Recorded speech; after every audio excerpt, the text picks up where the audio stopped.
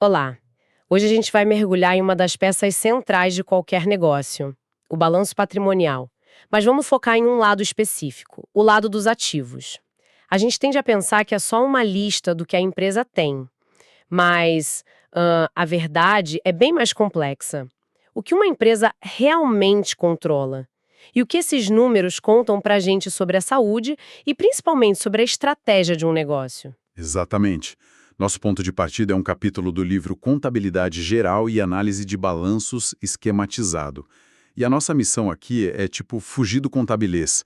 Vamos traduzir esses conceitos técnicos em insights práticos, porque a forma como os ativos de uma empresa estão organizados conta uma história fascinante, sabe?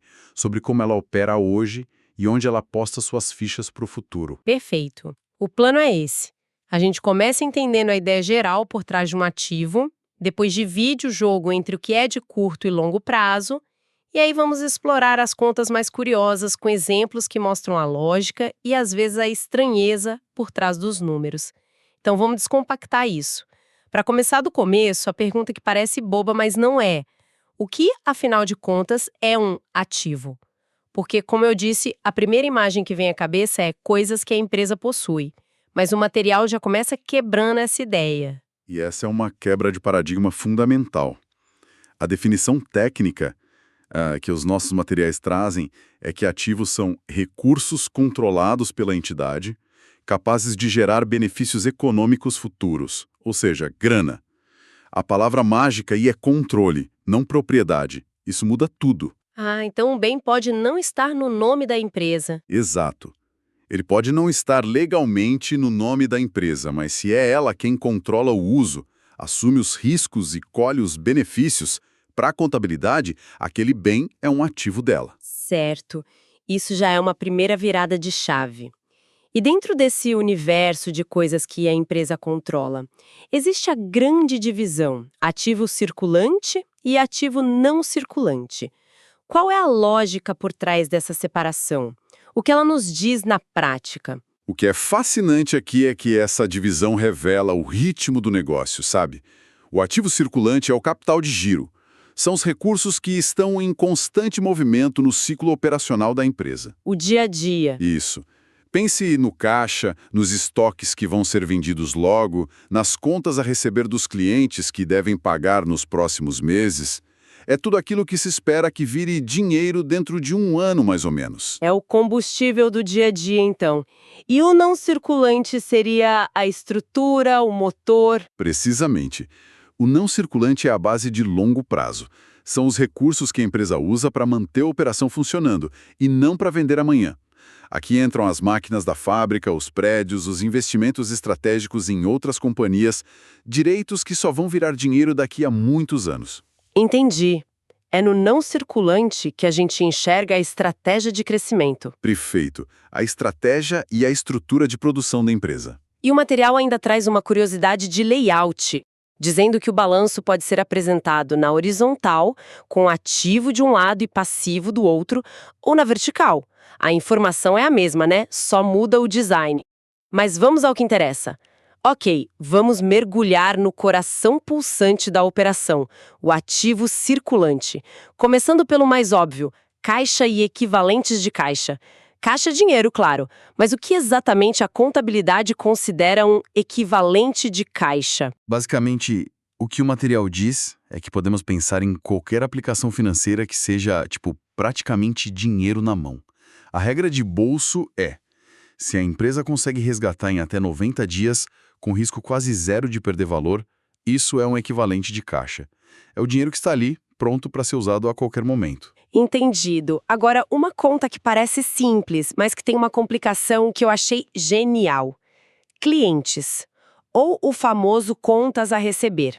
É o dinheiro que devem para a empresa. Mas aí o material fala de um tal de ajuste a valor presente. O que é isso e por que é tão importante? Olha, esse é um daqueles conceitos que, quando a gente entende, muda a nossa visão sobre finanças. A ideia é simples: o dinheiro tem valor no tempo. R$ 100 hoje não são a mesma coisa que R$ 100 daqui a um ano, né? Por causa da inflação, do custo de oportunidade. Certo. O ajuste a valor presente, ou AVP, traz essa realidade para dentro do balanço. A contabilidade obriga que, em vendas a prazo longas, onde tem juros embutidos, a empresa separe o que é receita da venda e o que é receita financeira. O exemplo do livro é ótimo para ilustrar isso, né? Sim, ele é muito claro. Imagine como a empresa vendeu um produto a prazo por R$300 mil. Só que, nesse preço, já estão embutidos R$60 mil de juros pelo financiamento. Aham. Seria errado e, assim, enganoso a empresa dizer que teve uma receita de vendas de 300 mil.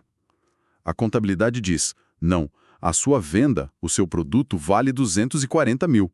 Registre essa receita agora. E os outros 60 mil? Os outros 60 mil você vai registrar aos pouquinhos, mês a mês, como receita financeira, à medida que o tempo for passando. Deixa eu ver se entendi. Isso impede que a empresa infle o resultado de vendas dela no presente, usando juros que ela só vai ganhar no futuro? É uma trava de honestidade contábil, digamos assim? É a definição perfeita. É uma regra de prudência que garante que a receita reportada reflita a realidade da operação daquele momento, e não uma expectativa futura. Faz todo sentido. E ainda no circulante, tem a conta de estoques. O custo de um estoque não é só o preço da nota fiscal de compra, certo? O que mais entra nessa conta? De forma alguma. O custo é muito mais abrangente. A norma contábil, como o material detalha, inclui o preço de compra, claro, mas também impostos de importação que não são recuperáveis, o custo do frete para trazer a mercadoria, o seguro desse transporte, custos de manuseio. Nossa! Basicamente, tudo que foi gasto para colocar aquele item no estoque, pronto para ser vendido. Por outro lado, qualquer desconto comercial que a empresa consegue, aí deduz. Isso mostra como um número que parece simples no balanço é, na verdade, um quebra-cabeça com várias peças. Certo. Agora vamos sair desse giro rápido do dia a dia e ir para o lado do não circulante, onde a estratégia de longo prazo da empresa se materializa. E o primeiro subgrupo é investimentos. E aqui é crucial esclarecer. Não estamos falando de uma aplicação no CDB do banco. Aqui a conversa é sobre participações permanentes em outras empresas, ou seja, comprar um pedaço de outra companhia por razões estratégicas. O material define duas categorias principais. Controlada, que é quando a empresa investidora manda no jogo, tem o poder de eleger a maioria dos administradores. Aham. E o coligada, quando ela não manda, mas tem uma influência significativa. Algo que a norma presume que acontece se ela tiver 20% ou mais das ações com direito a voto. É nesse contexto de comprar outras empresas que surgem dois termos que parecem assustadores, mas que contam uma história incrível. Ágio, ou goodwill, e mais-valia. Como isso funciona na prática? O exemplo do livro é perfeito para isso. A empresa Vigo paga R$500 mil por 30% da empresa Alicante. Só que o valor contábil, o valor que está nos livros da Alicante, para esses 30%, é de apenas 300 mil. Certo, então a Vigo pagou 200 mil a mais. Por quê? Exato. A contabilidade exige que esse valor extra seja justificado. E como se justifica pagar mais caro do que algo teoricamente vale? Bom, a primeira parte da justificativa vem de uma avaliação dos ativos da Alicante. Descobre-se que ela tem um terreno registrado no balanço por um valor muito antigo, mas que hoje vale 300 mil a mais no mercado. A parte da Vigo nesses 300 mil extras é de 90 mil reais. Esse valor é a mais-valia. Ah, entendi. É um sobrepreço pago porque um ativo específico estava subavaliado. Exato. E os outros 110 mil que sobraram? Esse é o famoso ágio. Esse é o ágio ou goodwill. É o pagamento por aquilo que não está no balanço. A expectativa de lucro futuro, a força da marca, a carteira de clientes, a tecnologia. O que é fascinante é que o ágio é, na prática, a materialização de uma aposta. Um ágio muito alto pode ser um sinal de otimismo excessivo, um risco enorme que o investidor precisa ficar de olho. É o número no balanço que mais se aproxima de uma fé no futuro. Boa definição, é isso mesmo. Que ótima perspectiva. Saindo dos investimentos em outras empresas e indo para os bens da própria casa, o imobilizado. Máquinas, prédios, veículos. O material diz que a grande mudança aqui foi um princípio de essência sobre a forma. O que isso quer dizer? Quer dizer que a contabilidade passou a se importar mais com a realidade econômica do que com o papelório legal. O O imobilizado agora inclui bens que a empresa pode não ter a propriedade legal, mas sobre os quais ela detém o controle, os riscos e os benefícios. Então, deixa eu ver se eu entendi. O exemplo clássico, o leasing. É como se a contabilidade dissesse: olha, não me importa se no documento do carro está o nome do banco. Se é você que usa o carro todo dia, paga o seguro, a manutenção e vai ficar com ele por quase toda a sua vida útil, então, para mim, esse carro é seu. É essa a ideia? Você resumiu perfeitamente a essência da essência sobre a forma. A realidade econômica da transação se sobrepõe à formalidade do contrato. Por isso, o bem arrendado num leasing financeiro entra no ativo imobilizado da empresa que utiliza, e não no do banco. Falamos de coisas que podemos tocar, como máquinas. Mas hoje muito do valor de uma empresa está em coisas que a gente não pode tocar. Como a contabilidade lida com isso? É aí que entra o intangível, certo? Exato. O intangível é o grupo dos direitos sobre bens incorpóreos, marcas, patentes, licenças de software, direitos autorais. E aqui, o material nos mostra uma das regras mais polêmicas e contraintuitivas da contabilidade. Peraí, essa eu quero ouvir com calma. A regra é a seguinte: marcas desenvolvidas internamente ao longo de anos, com milhões em marketing, têm seu valor no balanço limitado aos custos de registro no cartório. Um valor irrisório, praticamente zero. O quê? Agora, se uma empresa compra uma marca já existente de outra, ela registra essa marca no seu ativo intangível pelo valor total que pagou. Peraí, para tudo.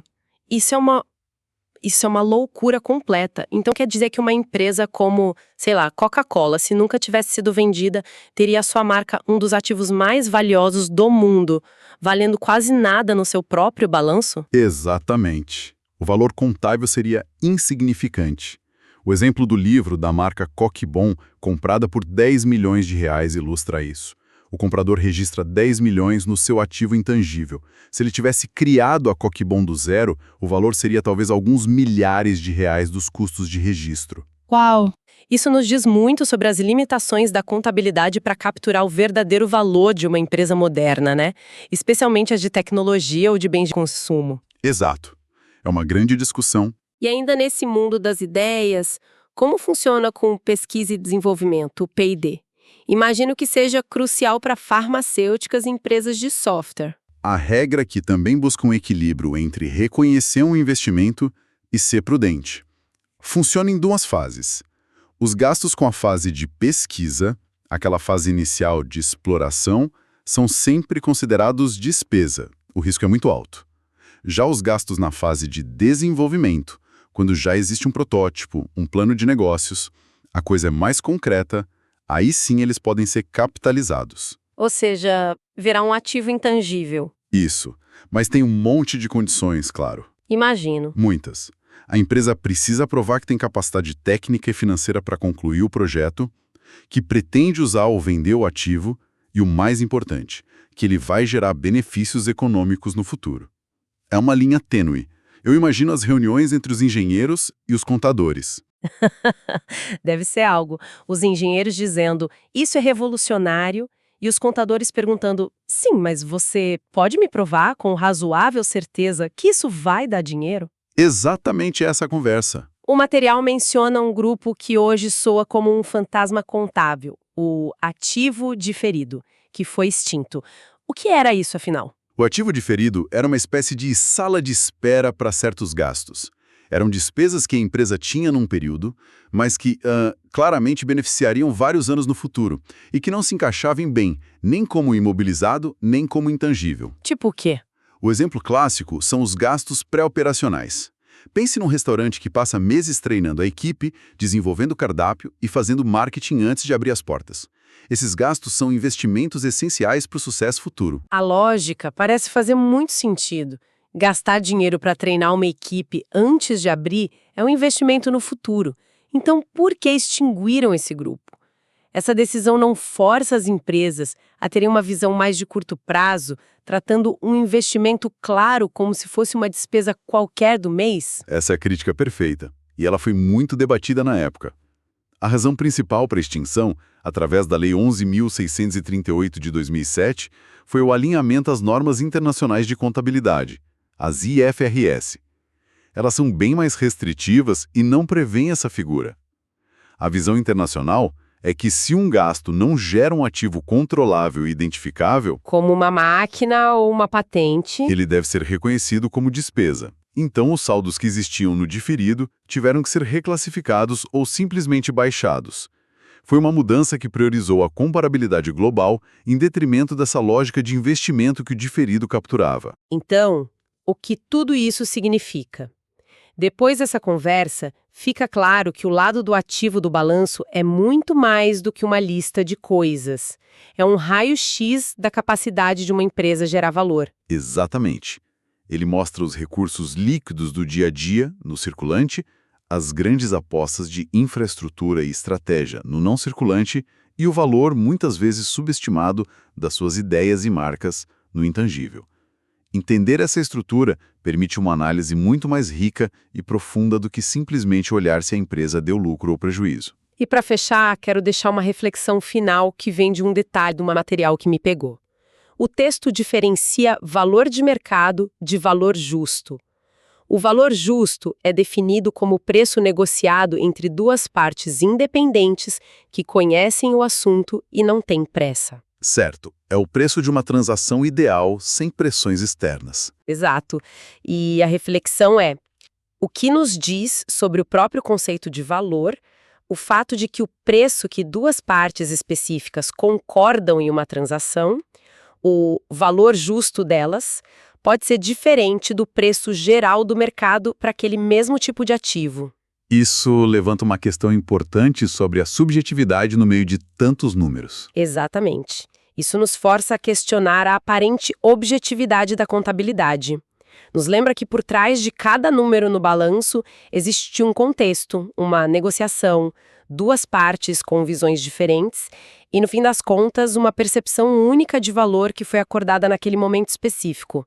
O número é só o fim da história.